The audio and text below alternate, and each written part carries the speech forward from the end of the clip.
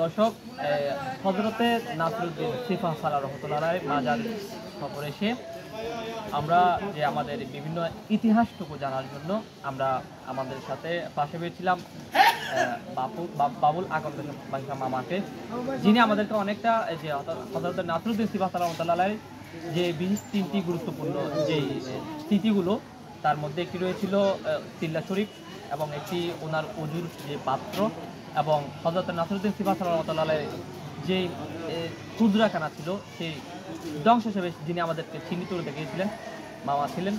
আমরা আমাদের যে প্রতিবেদন অর্থাৎ হযরত নাসিরউদ্দিন সিফা সালাহ রহমাতুল্লাহ আলাইহির জীবনী এবং ওনার ইতিহাস বিজড়িত যে আমাদের ডকুমেন্টারি, আমরা সেটা তুলে ধরবো।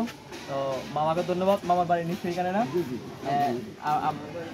যারা আসবে তাদেরকেও বলবেন আপনারা ওনার সাথে যারা আসবেন এখানে ওনাকে মূলত পাইলে অনেক ইতিহাস আপনারা জানতে পারবেন। যে 120 আউলিয়ার যে স্মৃতিবিজড়িতগুলো, উনি এখানকার যেহেতু স্থানীয়, উনি অনেক কিছুই জানেন। তা আসবেন মামাকে এই সেই গাছের নিচে মামাকে সবসময় পাবেন, গাছের নিচে তো তাকে সবসময় এই জায়গাতে। তো আসবেন সবাই, সবাইকে ধন্যবাদ এবং মাজার সফর করুন। আউলিয়ার জীবনী দর্শন প্রয়োজন আছে, জীবন আলোকিত হবে। আসবেন আপনারও হযরত নাসিরউদ্দিন সিফা সালাহ রহমাতুল্লাহ আলাইহির মাজার শরীফ জিয়ারত।